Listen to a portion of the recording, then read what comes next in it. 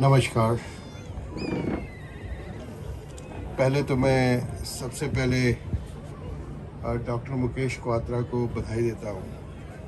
कि उन्होंने ये अवेकनिंग जो किताब लिखी है वो अपने दिल से लिखी है। जब मैंने इसको पढ़ा तो मुझे ऐसे लगा कि ये हम सब की कथा है, जो कि हम लोग ने इन्होंने पोएटिक वे में बताया इसको। You know when I will first of all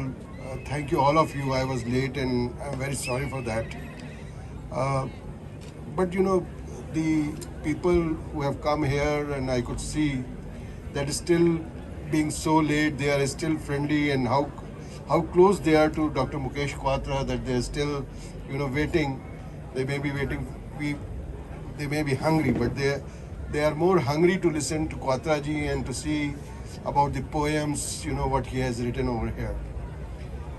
I just saw, I had a glimpse of this book just now, and I have a few things to say about the book and about the environment. You could see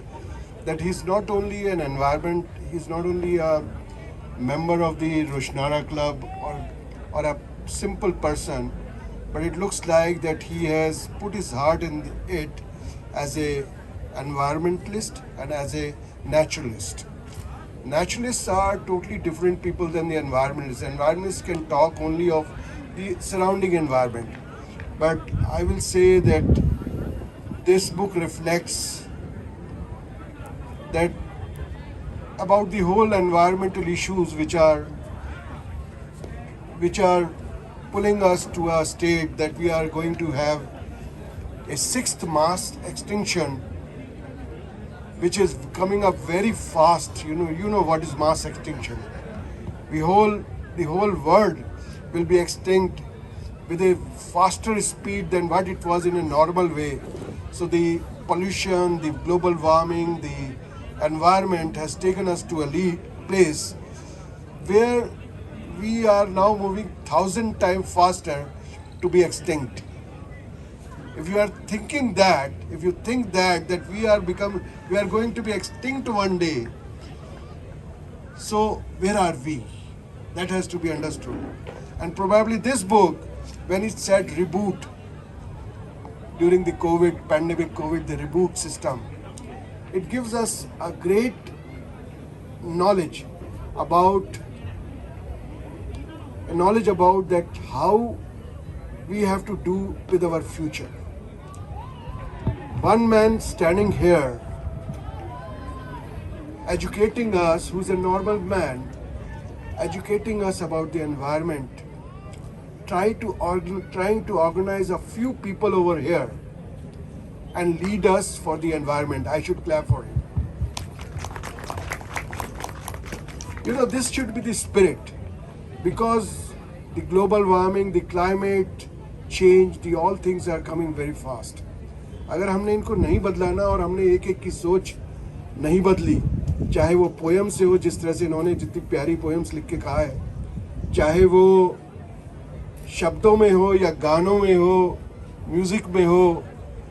लेकिन उसको हमें अगर जितनी जल्दी हमें सिखाया भी है कोविड ने, हमें इस कोविड पैंडेमिक ने सिखाया भी है, स्वच्छता सिखाई है। आज हम लोग थोड़ा दूर खड़े होते हैं, और सबसे बड़ी बात है हमारी सभ्यता जो नमस्ते की है, उसने पूरे वर्ल्ड को सिखा दिया कि भाई हम किस तरह से एक दूसरे का आदर भी करते हैं और अपने संस्कार भी साथ में रखते हैं। वो संस्कार जो हमारे संस्कार हैं, अपने संस्कार हैं, वो किस तरह से हमें एनवायरनमेंट के बारे में सिखाते हैं, हमें अपने एथिक्स के बारे में सिखाते हैं, हमें सोशल और कल्चर बीइंग्स के बारे लिविंग बीइंग्स में और सोसाइटी के बारे में सिखाते हैं। और मुझे लगता है कि जो हम लोग पढ़ाने वाले हैं, या अभी मैंने देखा यहाँ पे बहुत सारे प्रोफेसर्स आए हुए हैं,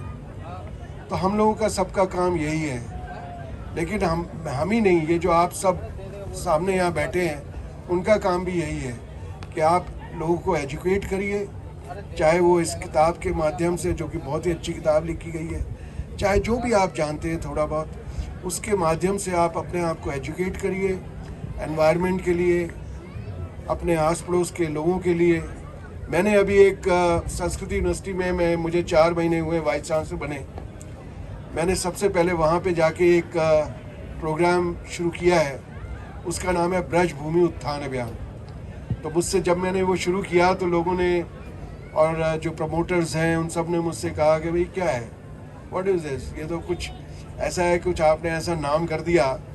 कि भाई आप कैसे कर देंगे इसको, और आपने ऐसी चीज़ कर दी कि इसका क्या मतलब वो है कि ब्रज भूमि उत्थान अभियान आप अकेले आदमी कैसे कर लेंगे। मेरे यहाँ करीब 6000 स्टूडेंट्स हैं और 6000 में से आधे स्टूडेंट जो 50% स्टूडेंट्स जो हैं वो आस पड़ोस के रूरल एरियाज में रहते, गांव में रहते हैं। और वो गांव में जो बच्चे रहते हैं उनके साथ मिलके मैं किस तरह से कुछ बदलाव की कोशिश कर सकता हूँ, उसको मैंने एक सोच मेरी बनाई और उसको मैंने अभी शुरू किया है। मैंने उनके जो रूरल विलेजेस हैं उनके विलेजेस की लिस्ट लेके और उनको मैंने उनके क्लब्स बनाए हैं और उस क्लब में मैंने एक बहुत सिंपल सा काम उनको दिया है और आप लोग भी कर सकते हैं वो काम अपने आस पड़ोस के एरिया में। मैंने उनको कहा है कि आप कुछ मत करो, आपके पास सबके पास मोबाइल है, आप मोबाइल से पहले अपने आस पड़ोस गांव में जो भी चीज़ें आपको अच्छी लग रही हैं, बुरी लग रही हैं, आपका जो फार्म जो है ग्रो कर रहा है, आपके ऑर्गेनिक फार्मिंग हो रही है, आपके इनऑर्गेनिक फार्मिंग हो रही है, तो सब बच्चे पढ़ रहे हैं फर्स्ट ईयर सेकेंड ईयर में, तो आपके पास कोई वहाँ पे किसी तरह का, मान लीजिए गाय बहुत सारी हैं तो उसमें फैट जो है कहीं अच्छा मिल्क अच्छा मिल रहा है, कहीं ख़राब मिल्क हो रहा है, तो आपको जो लगता है आप उसको फ़ोटो खींचिए और फ़ोटो खींच के जियो टैगिंग होती है, आप जानते हो प्रॉपर्टीज़ होती हैं, आप जैसी फ़ोटो खींचते हो आज की डेट में तो एक प्रॉपर्टीज़ होती हैं, आप उसको जैसी प्रॉपर्टीज़ को लगाओगे वो ऑटोमेटिकली गूगल मैप पे आ जाता है, तो आपकी फ़ोटो जो है वो गूगल मैप पे आ जाती है। अब सोचिए कि मैंने अगर उस फोटो को एक छोटा सा इन्फेक्शन है मान लीजिए किसी वीट फार्म पे या कहीं पे, और वो भी इन्फेक्शन बढ़ रहा है, मैंने या जैसे यहाँ पे अभी हुआ आपके कोविड जैसे बढ़ना शुरू हुआ या आपके डेंगू जैसे बढ़ता है,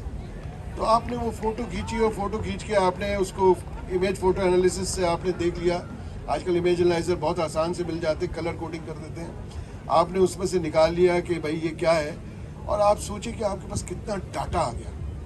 आपके पास कौन सी जगह अच्छा ग्रो हो रहा है, कौन सी जगह ख़राब ग्रो हो रहा है, कौन सी जगह क्या प्रॉब्लम्स हैं, ये डाटा आपके पास आ गया। और आज के डेट में कहते हैं कि क्रिएटिव थिंकिंग, बच्चे को क्रिएटिव थिंकिंग देनी चाहिए, उसको सोच, बच्चे को सोच होनी चाहिए उसके, वो क्या करेगा। अब मैंने उसको वो दे दिया, उसके बाद वो उसका हो सकता है कि उसको डाटा को इकट्ठा करके थोड़ा सा बिग डाटा एनालिटिक्स करके और उसके ऊपर कुछ मशीन लर्निंग लगा के वो एक नया सा उस पर कुछ नई चीज़ क्रिएट कर दे, कोई स्टार्टअप खोल दे, कोई एंटरप्रेन्योरशिप शुरू कर दे, और कुछ नहीं तो संस्कार जो है वो उसके जो है उसके माता पिता से और जो पंचायत से और जो गांव से वो उसको मिल रहे हैं साथ में। तो एक बच्चे का उत्थान जो है और पूरे देश का, पूरे गांव का उत्थान जो है इस तरह से हो सकता है, मुझे ये लगा और मैंने इसको शुरू किया है और मुझे बड़ा अच्छा लग रहा है कि इसमें बहुत सारे स्टूडेंट्स और बहुत सारे टीचर्स और बहुत सारे लोग जो है मुझे मदद करने के लिए आ रहे हैं। तो ये एक छोटी सी चिंगारी होती है, जैसे इन्होंने ये आज जो है इससे एक छोटी सी चिंगारी जलाई सेलिंग थ्रू दी 2020 पैंडेमिक से, कि भैया किस तरह से पैंडेमिक शुरू हुआ था, क्या मेरी सोच आई, क्या मैंने उसको पोइटिक वे में लिया और कैसे मैं आगे बढ़ा और कैसे कैसे ख़त्म हुआ। लेकिन सच्चाई तो ये है कि इन्होंने इसमें लिख दिया कि एनवायरनमेंट की जो प्रॉब्लम्स हैं वो सच में कहाँ थी और कैसे पैंडेमिक्स में उस पर कंट्रोल आया और क्या कंट्रोल्स के लिए साधन है जिसको हम आगे बढ़ा सकते हैं। मुझे बहुत खुशी है, मैं बहुत ज़्यादा नहीं बोलूँगा, मैं बोल तो बहुत सकता हूँ, मुझे बोलने की आदत है क्योंकि मैं प्रोफेसर हूँ, लेकिन मैं आपसे यही कहूँगा कि इससे मुझे एक ही सबक मिलता है। मेरी माँ जो है, जब मैं छोटा था, मैं हर एक जगह कई जगह बोलता हूँ और मुझे बहुत अच्छा लगता है, हम लोग मिडिल क्लास फैमिली से हैं, हम अंगीठी पे बैठ के, मेरी माँ जो है, मेरे फादर प्रोफेसर थे दिल्ली कॉलेज इंजीनियरिंग में, हम अंगीठी पे बैठते थे और मेरी माँ मुझे 2 गाने सुनाती थी, एक तो दर्शन दो घनश्याम नाथ मोरी अखियाँ प्यासी रे, हम लोग चटाई पे बैठ के रोटी दाल रोटी खाते थे और बड़ा अच्छा लगता था कि हाथ भी सेकते थे अंगीठी पे। और दूसरा वो सुनाती थी, हिम्मत को मत हार मुसाफिर हिम्मत को मत हार, जोड़े टूटे तार मुसाफिर हिम्मत को मत हार, छोड़ दे चंपू छोड़ दे नैया, बन जा अपने आप खिवैया, पहाड़ों से टकराने को तूफानों से लड़ जाने को हर लम्हे तैयार मुसाफिर हिम्मत को मत हार। हमने कोविड में हिम्मत नहीं हारी, हम आगे भी हिम्मत नहीं हारेंगे और हम एनवायरनमेंट को अपने आप इसको बहुत ही बढ़िया बनाएंगे, इतना अच्छा करेंगे। एक चिंगारी आपको हमारे मुकेश क्वात्रा जी ने दी है, मुझे लगता है कि इसकी बहुत सारी चिंगारियाँ लग के इतनी बड़ी आग लगेगी कि एनवायरनमेंट जो है बहुत अच्छा हो जाएगा। धन्यवाद। Thank you so much, sir. Thank you. Lali ji, take over, please.